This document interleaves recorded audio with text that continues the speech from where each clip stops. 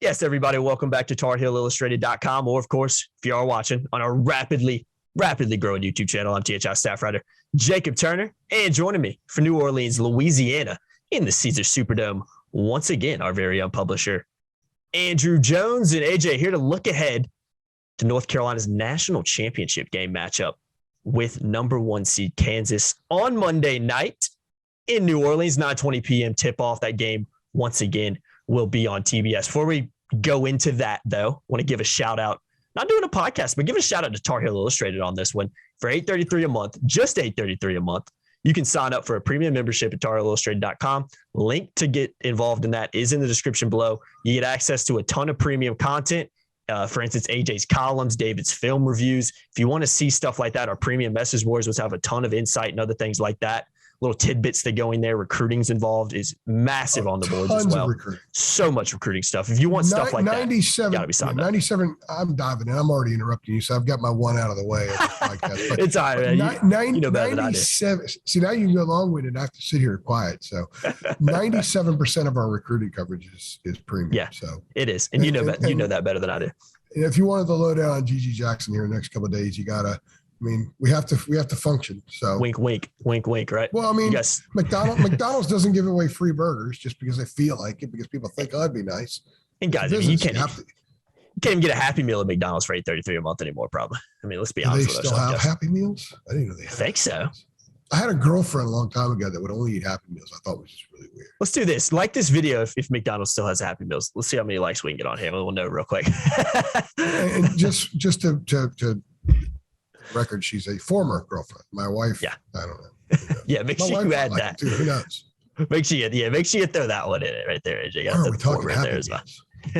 No, right. $8.33 a month. Sign up, TarHeelIllustrated.com. Link in the description below. But I mean, it's national championship time. I guess this is in terms of a game, I guess this is the biggest look ahead podcast we've done. I don't think anybody would argue that when you look into the magnitude of the game that we're actually looking ahead to in this one. It doesn't get much bigger than a national championship game.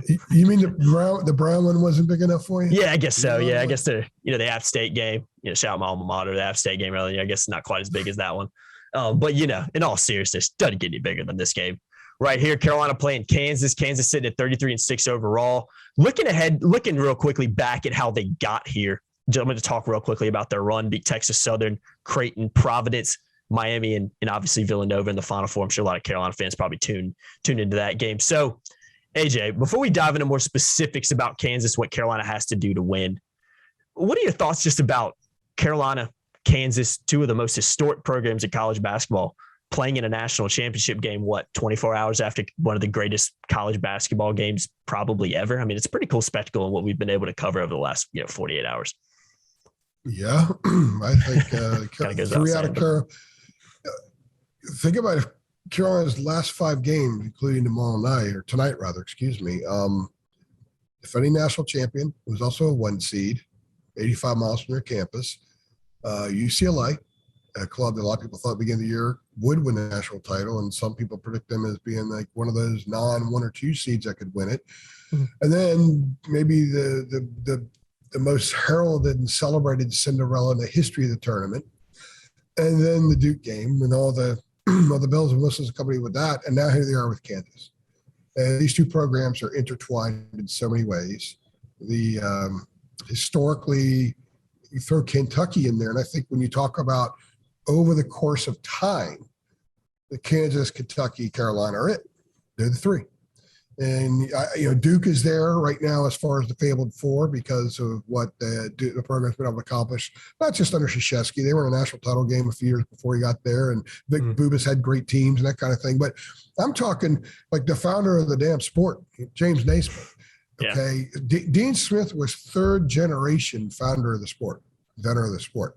Roy was 4th generation. Hubert is now 5th generation. So you don't have to go too far back to connect Carolina to the origin of the sport, and that's where Kansas is connected. In fact, 3 years ago, after Carolina lost to Auburn in the Sweet 16, Brett Friedlander and I, the next day, since we didn't have a media day, season was over, but we couldn't fly back until Monday. We drove to Lawrence, Kansas, and we went and checked out the campus, and we looked at the football stadium, which It's about what you would think of Kansas football stadium. It was terrible, by the way, embarrassing football stadium. But at Allen Fieldhouse, I mean, I'm going to get goosebumps talking about it, guys. I ended up writing a piece. Okay, well, quick story. The museum was open, and Brett and I went out, checked out the museum. They really respected Roy nicely there, and that's why I think the relationship is really strong between Roy and Kansas. I think the fans there have moved on from whatever angst they had when he left and returned home.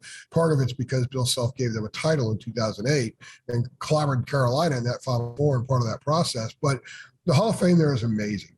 You know, the Wilt Chamberlain letter jacket, the actual size, you're like, wow, that was a big dude, right? So there was this kid, he goes to school there, who was kind of manning the door, not letting anybody in down the field house. And Brett and I talked him into letting us in there because we say, hey, we cover Roy Williams. Oh, really? We thought that was cool. So he let us into Allen Fieldhouse, which is the only time I've ever been inside there. And we looked around, we're like, holy crap. Mm-hmm. I mean, you know, if someone who's like 15 and wants to see a cool arena, they may not think it's cool because it's so old school, right? But that's what I loved about it. It's unbelievable. I at that moment, just kind of looking around, I shot photos and videos, tweeted a few out, saved a lot of them to use because I decided at that moment as I'm sitting there looking around, we were in there for about 20 minutes. Now I get why Roy is still gaga over Kansas. I mean, I totally get it. And to me, it more connected these two programs from a long-term deal, way the fans are about the programs, just they have the same nooks and crannies, right? They have the same pores. They have all that stuff. And I got it. And it was an unbelievable experience. And Carolina has the newer version. Doesn't have the same kind of history, but it's a tremendous place as well. It's a Taj Mahal of a different sort. So they're going to meet for the national championship. And I was talking with somebody who covers Kansas very closely. And I said, you know, similarities here are unbelievable. Take away the fact that Kansas sort of owned Carolina in the NCAA tournament this century, which is the case, but the similarities in these programs are unbelievable. The kids go there, understand it's not just a place to go to college and play basketball and then get to the league. They go there understanding that the words in the front mean something. Look at how the Tar Heels have sort of transformed during the course of these years, those words and connected to stuff that's in the rafters and the ghosts that not only hover over, but are circulating within. They want to be connected to that. And the longer they're there, they got more connected. We see Caleb is far more connected with that than he used to be. Armando talks about it all the time now. Well, she said that the Kansas kids are the same way. You go there because you want to be a part of that. Look at what Brady has said about being a part of something at Carolina. Well, Remy Martin is saying the same things at Kansas. Mm-hmm. So what's kind of interesting is that the fan bases of these two teams, even though Kansas is a 1 seed, and they got a lot of talent, and they got a couple NBA guys, I think.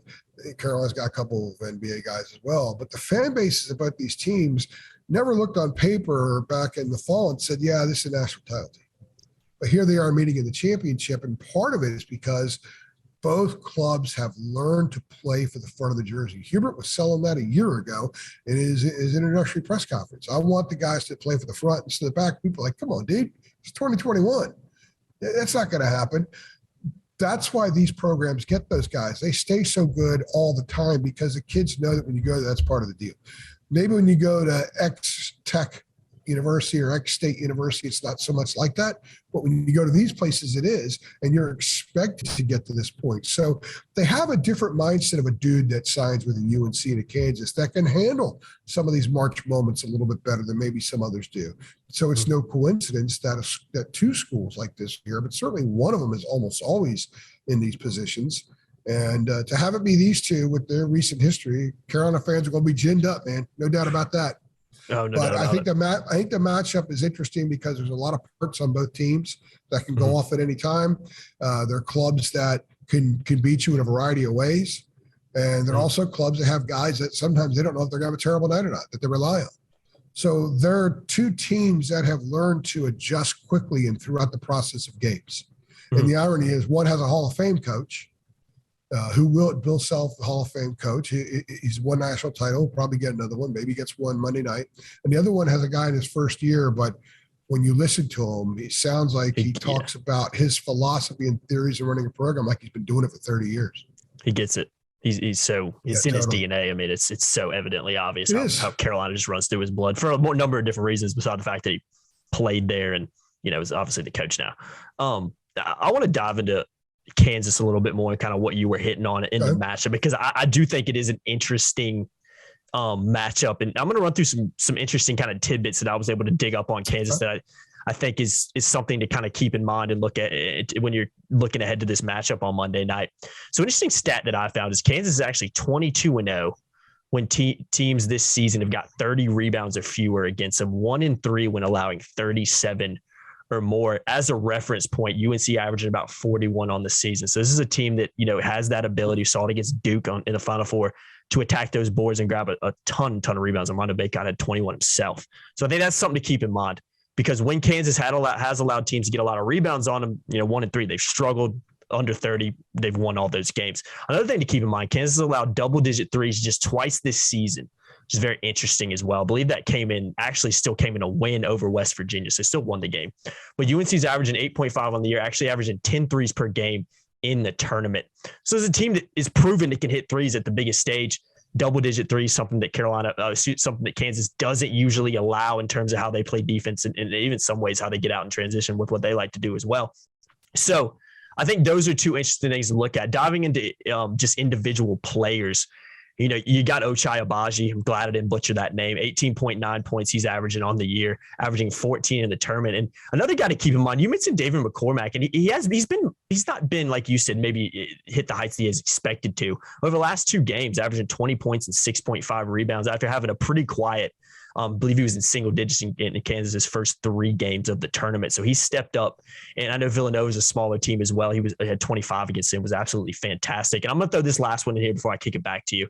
What Hubert Davis said in his press conferences on Sunday. And one thing, he said 2 things that Carolina's looking to do and what they need to do to have a chance to win this game is defensive pressure and kind of tying into that, creating space and creating contact when it comes to Carolina getting shots off against a Kansas team that really likes to pressure on defense. And another thing too, I went back and watched the Kansas highlights against Miami. I watched a couple other games as well. But one thing the reason I think Kansas was able to beat Miami as easy as they did is they absolutely ran Miami out of the gym. And that's something that Hubert mentioned as well. Carolina's transition defense has to be good against Kansas, because Kansas loves to get out in transition. Like you said, kind of similar to how Roy Williams teams used to play. In Carolina, we haven't seen it as much this year. So I know I threw a lot of stats at you guys. But there's some interesting things to kind of keep in mind. I think Hubert, I did really, really agree with what he said. That was kind of my thing coming into it. Carolina's got to play really good defense. They've got to stop Kansas out in transition. They've got to be able to create space against a Kansas team that plays good defense as well. So it's an interesting matchup for so many reasons, because I think there's some things that Carolina does well that when opponents do it well against Kansas, they've struggled. And I think that's a very interesting thing to keep in mind. Well, I agree. I think that that's some pretty good research there. And those are some interesting points. Let me hit on the rebounding one. I think part of that is the Big 12 is not in basketball what it is in football. In football, it's just racehorse, touchdowns, points, fight songs nonstop, mascots doing push-ups because everybody's scoring 45, 50 points. In basketball, everybody's scoring 45, 50 points too. Well, a little bit more, but you have a lot more teams that prefer to play a little bit slower, I guess, for lack of a better word. They have a little bit of a different pace. You look at the way Texas Tech plays. Look at the way Texas plays under Chris Beard. Oklahoma's gone that way now with Loyola Chicago coach. TCU under Jamie Dixon. There's a lot of teams in that league that don't play racehorse basketball. So those rebound numbers are in part because of pace.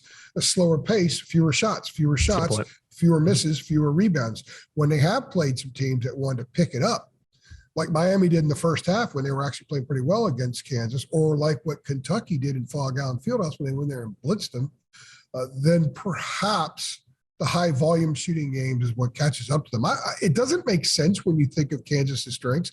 I'm sitting there watching them last night and saying, Villanova's got a lot of athletes on the floor. They got a lot of legs that could churn, wheels that could churn, right? Kansas is a faster team. Mm-hmm. And Kansas's bigs can get it baseline to baseline, which is what Roy's teams always did. And like I said, there's so many similarities with what Bill Self likes to do. So that is an interesting stat. I think that there's going to be a lot of rebounds to be had tonight, because I think that we're recording this on Sunday, which is why I keep making that little snafu. there's going to be a lot of shots. There's going to be a lot of misses. I think Carolina had out-rebounded Duke 50-41. That's 91 missed shots. So that's a lot. And that means that if you're in the 91 missed shot range on Monday night, that means it's racehorse basketball. That means both teams are getting a lot of looks that they want. And if that rebound stat means anything, I would think Carolina would be in pretty good shape. I actually think the more missed shots that go up, the better chance Carolina has to extend its margin on the glass, because Armando's going to gobble those things up. But Brady gets rebounds. RJ Davis had 7 against Duke. The guards are doing a better job crashing the boards. Leakey's going to get his 6, 7, 8 range in a game like that. So they kind of know who they are. They're okay going after the board and doing the rip and run stuff like when Leakey gets it or RJ gets it or Caleb gets it. So I think Kansas might have a little bit of an edge in the open court transition game. I've kind of chuckled every once in a while when regional from other regions media, regional media from other regions or national media ask Carolina a lot of questions, or their upcoming opponents a lot of questions about Carolina's transition game. It's not a great transition team. It's a really good half-court offense team, and they get a lot of quick shots in their half-court because they know how to space and because Armando is such a great screener.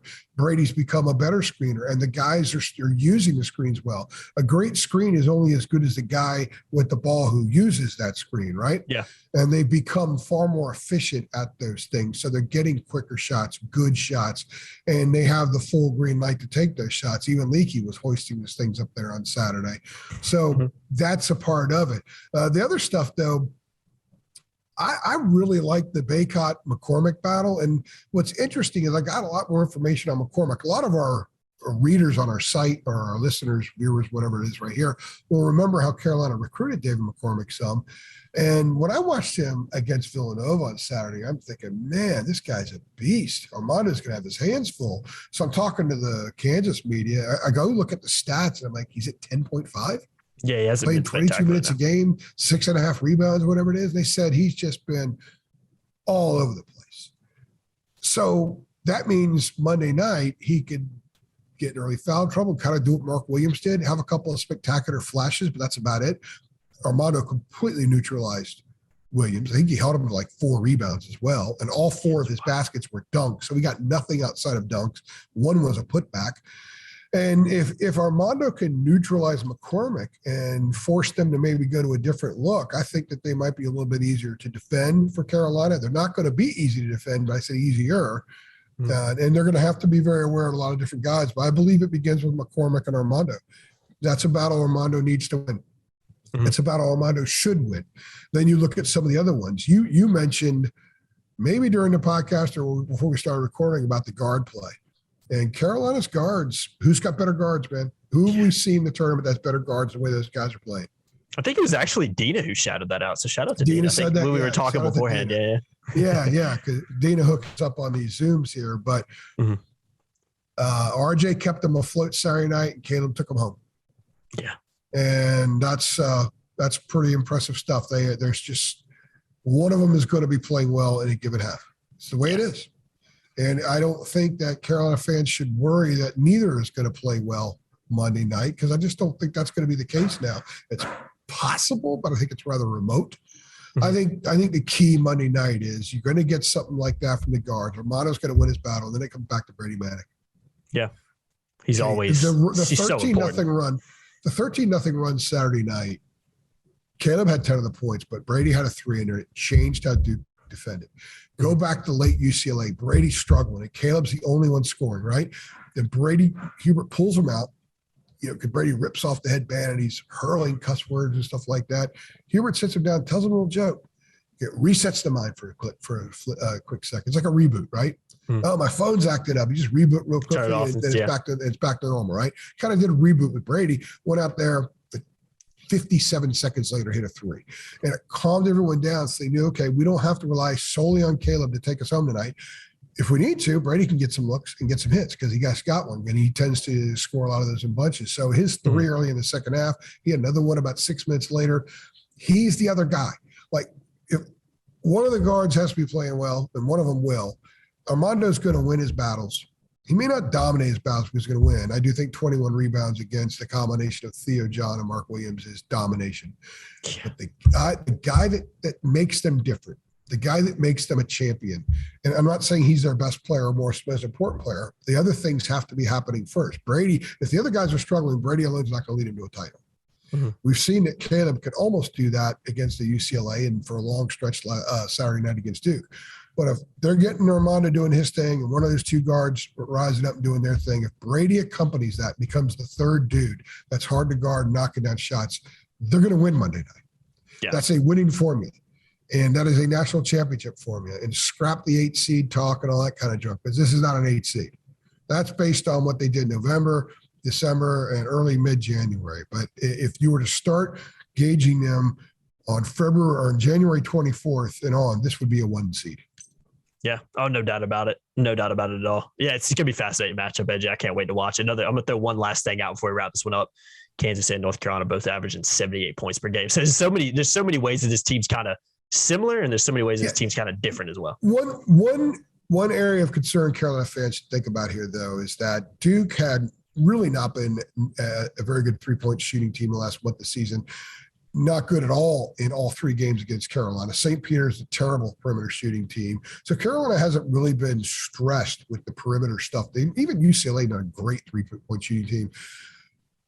Kansas can at times be a great three-point shooting team. So they've got a lot of dudes that could put it in from outside. So they're gonna challenge Carolina out there. It's not just got to shut down McCormick, because he only averages 10.5 points a game and they're a 1 seed and they got 30-something wins. So it's not like they've been riding him to the winner's circle on a regular basis. He's part of the equation. And if you could take that away, it puts more pressure on them to hit those other shots, but they can't hit them. So Carolina's perimeter defense has to be outstanding, not just on the ball, but not letting shooters spring free and get open. Yeah, Kansas got 4 guys averaging in double figures, and Remy Martin not too far, like 8.5. So it's a team that can score more than other places. They have 5 guys with like 25 or more made threes. So it's not 1 or 2 dudes. So they have different dudes who could go off and have big stretches, big halves, even big games. Kind of sounds like Carolina a little bit. Carolina. Yeah, I just think Carolina's got a little bit more high-end shot makers. What did I tell you why I thought Carolina was going to beat Duke? They have high-end shot makers, and what happened? They had a high-end shot maker make shots. I think Carolina has that going into this game. I think they have more established, I don't want to say guaranteed, but closer to guaranteed high-end shot makers than Kansas does, but Kansas might have more guys that can make shots and go off. And we'll see. We'll see what happens on Monday. Love the matchup. Love the laundry. That's amazing where Carolina's going to have the defending national champs as a 1 seed. They're going to get UCLA. They're going to get Duke, and they're going to get Kansas. 3 of their last 4 are going to be against the other members of the fabled 4, because we've kicked Indiana out of the fabled 6, trimmed it down to 5. And I'm going to keep UCLA into the fabled 5 because the laundry is still great. It's still a really good program. I think Mick Cronin's going to do tremendous things there. And they won a title, they won a title in 95, I guess. 95, the THI ascending team. So, and they played in 3 straight Final Fours, 6, 7, and 8. So they're very relevant. Indiana just, they terminated their own membership. Yeah, they definitely did that one. We'll see what happens tonight. It's gonna be a fantastic game. Again, 9:20 p.m. tip-off, UNC versus Kansas for all the marbles, the national championship. I've been Jacob Turner. He's been Andrew Jones. Make sure you guys keep it locked to TarIllustrated.com. Let's do this as well. I know we did this earlier as a joke about the Happy Meals and whatnot, but seriously, if you think Carolina's going to win the national title, if you're rooting for Carolina to win the national title, which I'm sure most Carolina fans are the only people watching this anyway, go ahead and give this video a like below. Let's see if we can get a couple hundred likes on this one. I think that would be pretty cool. Again, guys, like, share, subscribe, hit that notification bell as well so you know every single time we upload. We'll see you guys in the next one. Thanks.